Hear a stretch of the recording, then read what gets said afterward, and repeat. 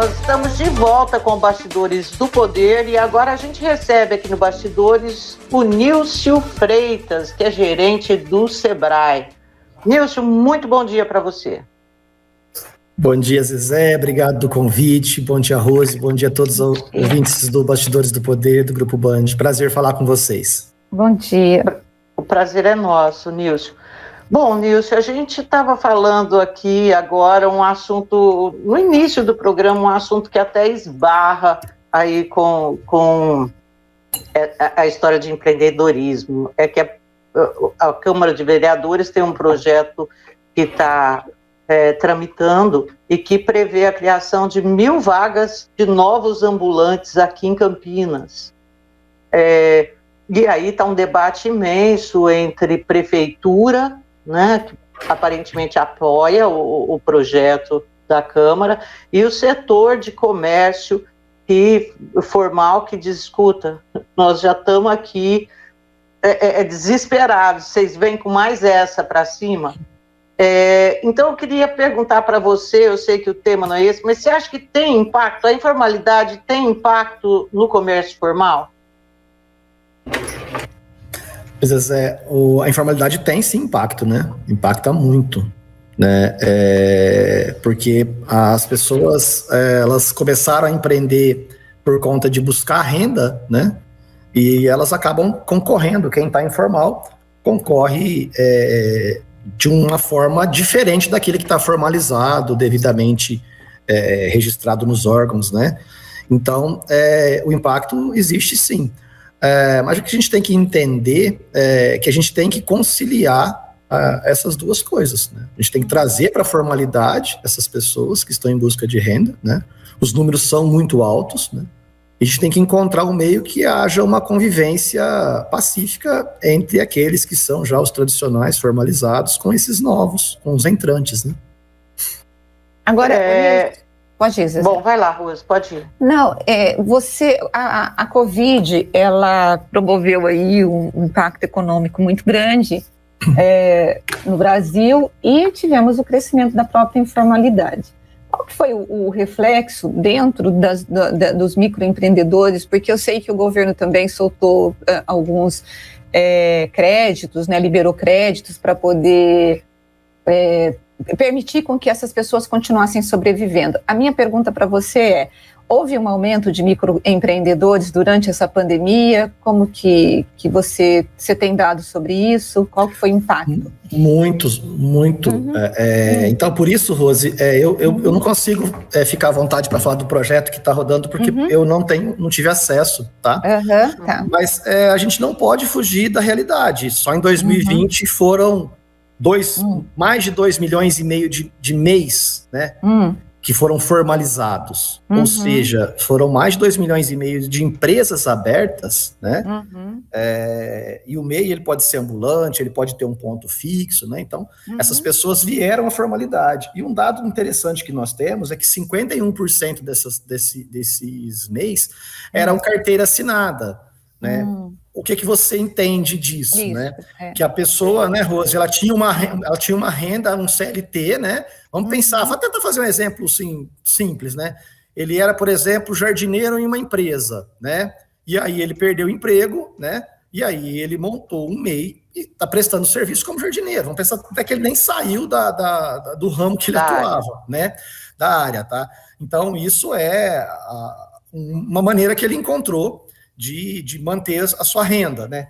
Desses 2,5 milhões abertos, 12% eram informais, que é um dado interessante também, ou seja, ele já existia, mas ele não contribuía, né? Ele estava escondido, né? E aí, o que ele com certeza enxergou? Os benefícios da formalização, especialmente da Previdência Social, né? Você pensar aí na mulher que pode ficar grávida e precisar do afastamento, né? Um acidente de trabalho que é comum, né? Uma coisa comum aí, né? Nos serviços gerais, né? Que lida com ferramentas, por exemplo, e aí pode gozar do benefício da Previdência.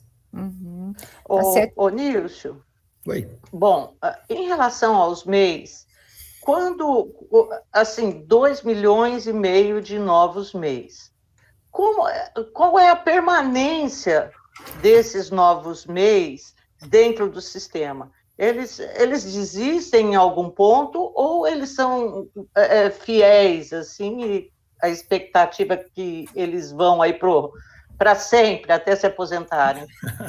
Olha, eles não desistem. A base de cadastro, ela só aumenta, né? O que ocorre muito, Zezé, é a inadimplência. A inadimplência sempre é muito alta, né? Que é durante um período, por falta de renda, por falta de informação, ele para de pagar. Então, um dos serviços que o Sebrae faz muito é a regularização e o parcelamento, tá? Porque ele não deixa a atividade, né? Mas, claro, ele pode. A gente não tem indicadores que mostram que ele parou de pagar porque ele arrumou um serviço carteira assinada, tá? A gente precisa aprofundar mais nisso, mas depende muito da informação do contribuinte em si, né? O que a gente atende muito no escritório mesmo foi o esquecimento e também a falta do dinheiro no dia, e aí passou, e aquele caso, deixa juntar 2 meses, 3 meses, e depois tem que fazer o parcelamento. E qual é o valor mínimo hoje para um mês? Olha, e o máximo? Em torno de R$60, tá? E já tá. Aí varia em relação aos centavos, de acordo com a categoria, mas a gente trabalha com uma média de R$60, né? Que é um valor que eu entendo muito atrativo para o benefício que consegue, né? Especialmente agora, Previdência Social. Nilson, dentro desses números que você apresentou aqui para a gente do Brasil, qual que é a participação aqui de Campinas e região? Como que está? Então, Campinas ela tem números de capital, viu? Porque nós temos na nossa região, nós temos mais de 200 mil MEIs. Isso só na região? Na região, tá? Só Campinas, nós temos aí em torno, o último dado que eu tenho, 91.800 MEIs. Eu creio que a gente já esteja chegando perto de 100 mil, tempo muito rapidamente.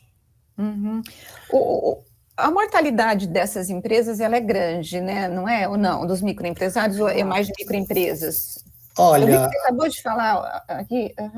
É porque a gente não tem um dado da mortalidade, como tem a baixa na junta comercial, que é das empresas MEs e EPPs, né? Porque, inclusive, Rose, eu acho que a gente deve ter aí um delay nessa informação, até mudando um pouquinho de assunto para ME e EPP, porque com a pandemia as pessoas ficaram também, muitos que fecharam a empresa não tinham dinheiro para dar baixa, né? Então, às vezes, a empresa vai ficar no cadastro como ativa, mas já está fechada, né? Então, acho que por conta da pandemia a gente ainda vai ter um delay nessa informação, que antes ela era bem próxima do real mesmo, tá? Agora, dos MEIs, como ele não tem contador, eu, empresa, né? Então, o que a gente registra como órgão, como o Sebrae ou o próprio portal do empreendedor, né? A gente não tem a exatidão do todo. Tá. E quanto que essas empresas são responsáveis na geração de emprego e também da economia? Qual que é a participação delas em relação à questão econômica? Olha, hoje, em relação ao emprego, muito baixo, né? Porque elas empregam no máximo uma pessoa, né? Tá. E tem uma relação muito forte com a subsistência mesmo, né? Porque entendi. É um grande número de empresas que contribuem muito para o autossustento, né? É muito focada na pequena economia mesmo, tá? O que a gente tem visto hoje crescendo muito é uma renda extra, né? Aquela mulher que não trabalhava e precisou trabalhar para ajudar o esposo, né? Aquela pessoa que, mesmo empregada, ela começa a fazer uma atividade fora do horário de trabalho e ela abre o MEI, né? Temos muito caso de pessoas que trabalham no expediente normal, né? E depois faz entrega de moto, faz bolo, corta cabelo no final de semana, tá? Entendi. Ô, Nilson, bom, assim, a situação do MEI, quando eu olho, assim, eu vejo aí R$60 por mês que vai garantir, se ficar doente, se tiver um acidente, vai garantir um salário. eu sinto que é uma situação mais confortável, por exemplo, hoje no Brasil, do que um pequeno e microempresário, que ele tem um compromisso com impostos muito maior, né? E além disso, muitas vezes esse microempresário ele é um cara que não tem a menor ideia do que vai fazer e como vai fazer, e a mortalidade acaba assolando toda essa categoria. Fala um pouco disso, da vida do microempresário para mim. Olha, o que a gente mais ouve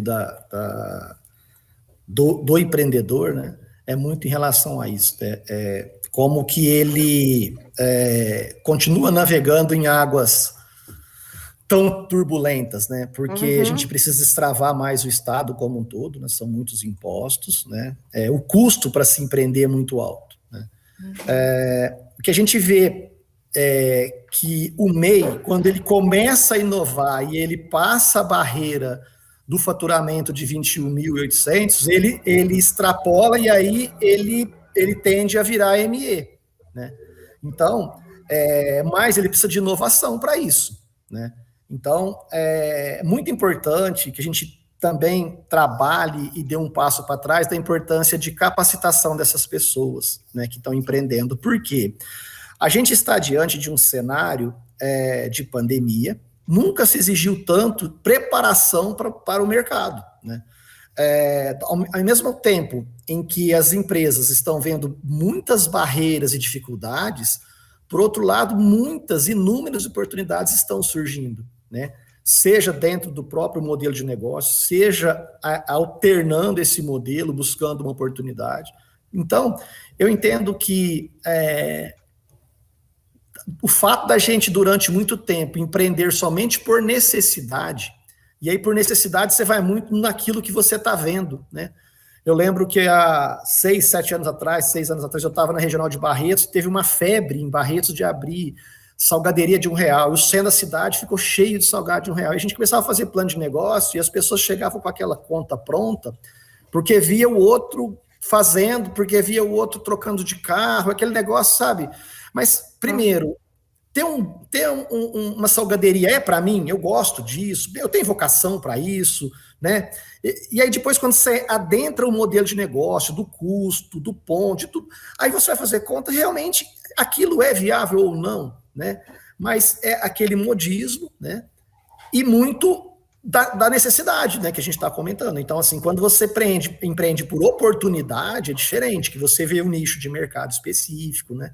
Então, é uma tendência que a gente bate muito forte nisso, e aqui em Campinas a gente tem feito muitos e muitos projetos mesmo, para poder trabalhar inovação. Inovação a todo custo, né? O Sebrae, nessa pandemia, nossa diretoria foi muito sensível, e a gente isentou.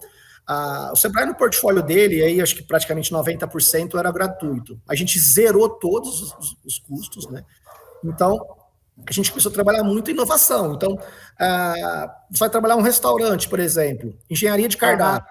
Precisa fazer uma ficha de cada produto, para ver quanto cada produto consome, para ver como que você está fazendo o custo, sei lá, daquele lanche, daquela lasanha, daquele PF, padronizar, cronometrar tempo. Então, assim, o Sebrae entrou muito nessa área tecnológica, trazendo outros do sistema AS custeados pelo Sebrae, né, uma modalidade de atendimento que a gente chama internamente de Sebrae Tech, justamente para dar essa inovação, para que a gente consiga que ele enxergue como que ele pode melhorar e onde, porque muitas das vezes o problema está dentro do próprio modelo de negócio.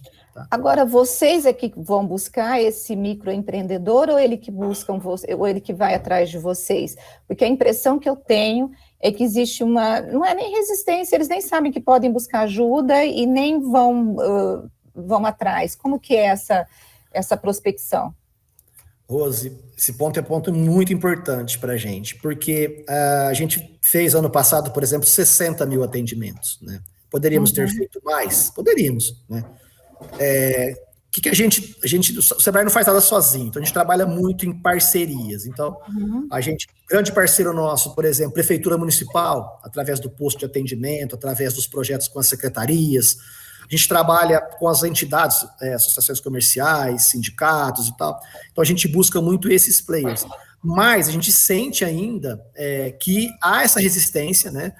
Às vezes você está numa live e a pessoa fala, não sabia que o Sebrae fazia isso, não sabia que eu podia usar isso e que isso era de graça. Existe ainda essa resistência, né? Então a gente tenta de todas as formas, né? Através, por exemplo, do teu programa, por exemplo, através das mídias, através dos parceiros, especialmente, que o Sebrae trabalha muito em parceria, atrair, né?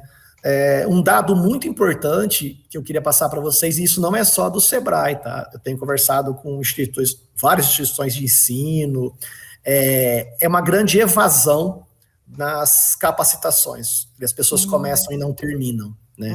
Então, assim, é um perfil que a gente está estudando. Evasão de quanto?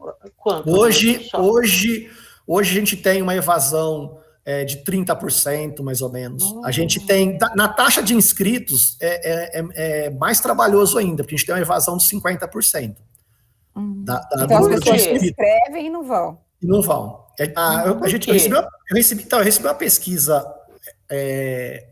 do Sebrae, uma pesquisa nossa anteontem, até que está tratando disso, a gente queria entender melhor. Então, tive compromisso no horário, me esqueci. São coisas assim, muito... o caráter pessoal dá mais de 50% das respostas, né?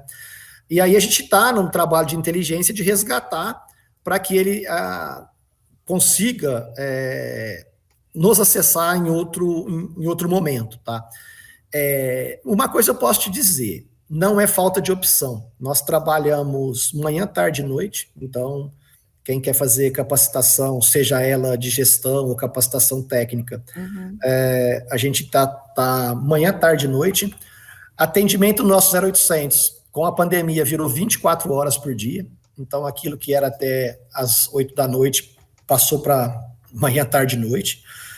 Os canais digitais que não cessam, né? As respostas são muito rápidas. Então, você vai pelo fanpage, você vai pelo Instagram, se você vai pelo próprio site do Sebrae, né? Então, o WhatsApp, né, que é o que mais a gente conecta. Então, não é falta de canal e não é falta de opção, né? Eu ontem comentei com a equipe que eu vinha para a entrevista, falei, me passa uma relação de algumas capacitações para eu passar no programa, né? E aí eles me passaram uma relação de 180 cursos. Falei, como é que eu vou falar 180 cursos, né? E aí você vê que tem 180 cursos. Eu estou falando só maio, junho, julho, de cursos técnicos, fora os projetos, programas e tal. E aí, são gratuitos, Nilson? Todos gratuitos. O Sebrae, durante a pandemia, 100% gratuito, tudo. E aí, Zezé, eu dei uma olhada aqui, tem manhã, tarde e noite opção. E temos, por exemplo, se vamos falar de cursos técnicos, porque gostaria até de fazer um adendo rapidinho. Não sei como é que são cursos técnicos? É o prazo que diferencia? Os técnicos, eles são focados naquilo que você faz profissionalmente. Por exemplo, Rose, o que o Sebrae viu? Eu gostaria até da gente, antes de falar disso, rapidinho. Por exemplo, o que o Sebrae viu em relação ao empreendedor, especialmente esse MEI? Tá? Você deve conhecer, talvez perto da tua casa, alguém lá que fez um curso de cabeleireiro, começou a abrir um salãozinho lá, trabalhar fim de semana, tal, aquela pessoa informal, ou o cara que faz um espetinho, aquela senhora que faz um bolo super gostoso e vende na vizinhança. Essa pessoa precisa inovar. E inovar que jeito? Essa senhora que faz um bolo tradicional, ela precisa aprender a fazer um bolo no pote, ela precisa fazer um bolo trançado, ela precisa de técnicas novas para ela aprimorar, lançar produto novo, fazer um produto mais bem decorado. Aquela pessoa que é cabeleireira, por exemplo, poxa vida, ela precisa fazer um penteado de festa, ela precisa fazer, sei lá, design de sobrancelha, ela precisa agregar mais serviços no salão que ela abriu, para ela atrair mais clientes, né? Construção civil, mesma coisa, tal. Então, o que o Sebrae fez? O Sebrae capacita em gestão, tá? Então, a gente estava com bastante capacitação de gestão para o cara fazer um plano de negócio, fazer o fluxo de caixa, diferenciação, agregação de valor, tudo isso, mas faltava esse algo a mais. Então, o Sebrae contratou no mercado Senai e Senac. Então, os cursos técnicos é justamente isso, Rose, aquele pedreiro. A gente pode fazer um curso de instalação de drywall e aumentar o hall de serviços dele. Entendi. Entendeu? Então, os cursos técnicos são assim, serralheria, configuração de computador, venda pelo e-commerce, injeção eletrônica, beleza estética, coisas de gastronomia. E aí a gente faz online, agora que essa fase vermelha, né, que foi intensificada, aí a gente ficou tudo no online mesmo, né? E tem a programação, lógico, já do presencial, como a gente já chegou a fazer, mas aí depois regrediu a fase, a gente voltou para o online. Então a gente tem manhã, tarde e noite cursos técnicos que acontecem online e presenciais. Lógico, os presenciais estão pré-agendados para começar assim que tiver a fase laranja. Tá. Bom, Nilson, uma coisa que me chamou a atenção, que eu vou dar uma voltada aí na conversa, foi em relação à inovação, né? A inovação, o que eu entendi é que o Sebrae tem capacidade, alguém que está aí prospectando uma coisa que vai fazer, o Sebrae tem capacidade de apresentar todos os dados do negócio na ponta dos dedos para o cara. É nesse sentido que vocês trabalharam bastante a inovação, para que o cara vá sabendo exatamente, me soou alguma coisa tipo franquia, porque a franquia nada mais é do que isso. Quando você pega uma franquia, a franquia te passa todos esses dados, você tem tudo isso em mãos. É nisso que o Sebrae, assim, trabalhou muito? Isso. Então, o que a gente estudou, né? A gente tem especialistas, por exemplo, muito focado em pet, muito focado em beleza, muito focado em alimentação fora do lar. Então, durante a pandemia, nós fizemos um case de sucesso nosso, a gente fez um festival gastronômico delivery em Paulínia, na nossa regional, que é da nossa regional. Porque era um grupo que a gente atendia anualmente, com capacitações, mas que estava travado. Então, aonde veio a inovação? Por exemplo, vamos vender pelo Instagram, eles não vendiam, vender pelo Facebook. Aí a gente pegou bem mão na massa, que é uma coisa que o Sebrae também aprendeu com a pandemia. E aí tem muito até daquela evasão, nós enxugamos as cargas horárias. Então, se a gente vai dar um curso de técnica de fotografia para celular, para você vender pelo Instagram, antes a gente contava a história da fotografia. Antes. Agora, a gente já monta como ele monta a caixa, uma caixinha de papelão na casa dele, que jeito que faz a iluminação, e é assim que você faz, tá? Testa lá e a gente faz. E uma coisa legal, Rose, importante a gente falar, que todo projeto que a gente faz tem a consultoria gratuita de 2 horas com o consultor especialista de maneira personalizada. Porque, Zezé, você sabe, eu sou filho de comerciantes e tal, assim, uma coisa que a gente tem muita dificuldade de expressar, ainda mais no online, né? Na sala de aula, o que acontecia muito, né? A pessoa fica para o final, vai lá e fala assim, professor, facilitador, lá na minha empresa, tá aqui minhas contas, mostrava a cadernetinha. No online, isso ficou mais difícil, né? Porque a pessoa ela já tem dificuldade com a ferramenta, né? E aí, no online, ela não vai se expor mesmo, né? E aí, a gente manteve aquela da consultoria personalizada. É uma consultoria com o online, ela ficou mais produtiva em termos de volume de horário, porque não tem mais deslocamento de ninguém, né? Ninguém paga estacionamento, a gente deu essa ajustada, então assim, a gente consegue atender mais durante o mesmo período. E aí numa plataforma que o Sebrae contratou, que é o Teams, né, que é o Google Meet normal, essas plataformas comuns, né, que fica online, e aí a pessoa apresenta lá a cadernetinha de conta, né, tô devendo especial, olha, tô com um problema trabalhista, olha, tô com essa dificuldade, olha a foto do meu ponto, o que eu preciso melhorar. Então, o atendimento personalizado é que faz a diferença para inovar, porque aí você olha individualmente cada negócio. Nilson, você acha que, a gente tem que terminar porque temos que ir para o break, mas você acha que o empreendedorismo ainda é um tabu no Brasil? E você acha que as escolas tinham que trabalhar isso já, esse tema dentro na formação cognitiva do aluno, para que o brasileiro possa ter essa visão empreendedora? Porque eu sei que em outros países você já tem isso muito comum, né? Essa visão de empreendedorismo. Rose, quantos minutos eu tenho? Zezé, tem 3 minutos. Então eu falo em 3 minutos. O Sebrae tem um programa fantástico que chama Jovens Empreendedores Primeiros Passos. É o JEP. Eu vou mandar para vocês no estúdio aí as cartilhas que o Sebrae utiliza, tá? Para vocês darem uma olhada. O Sebrae faz convênios com todas as prefeituras e o custo é zero para a prefeitura, tá? Como nós somos especialistas em andragogia, a gente ensina para adulto, a gente não vai se meter a ensinar empreendedorismo para os alunos do 1º ou 9º ano, mas a gente faz convênios com as prefeituras e aí a gente capacita os professores e os professores aplicam empreendedorismo em sala de aula. Tá? É fantástico, é o projeto que eu mais gosto do Sebrae, chama Cultura Empreendedora, implantado na rede municipal. Tá? Para vocês terem uma ideia, em primeira mão, assinou semana passada o prefeito de Sumaré para 16.663 alunos. Então, eu estou despachando para lá quase 17 mil apostilas, 100% dos alunos de Sumaré receberão essa capacitação. E nós estamos oferecendo para todas as cidades, todos os municípios já receberam esse contato, todos os prefeitos já foram sinalizados dessa oportunidade. Você falou uma coisa fantástica, Rose, precisamos, porque isso a gente trabalha educação financeira, trabalha oportunidade, tem vídeo das crianças quando encerra o ciclo, que eles falam para o pai, quanto você cobra a hora do seu dia? Papai, você põe depreciação da sua ferramenta, eles aprendem coisas, né? Se soltam, ficam mais proativos, né? E isso pode acontecer dentro das próprias matérias ou no contraturno. A gente consegue facilitar bastante se a prefeitura tiver a fim de fazer. Legal. Nilson, muito obrigada, viu? Eu te agradeço. Obrigada. Muito legal a entrevista. Agradeço demais. Vamos empreender mais, pessoal. Eu posso passar o WhatsApp do escritório? Claro, por favor. 99385-5088. Repete.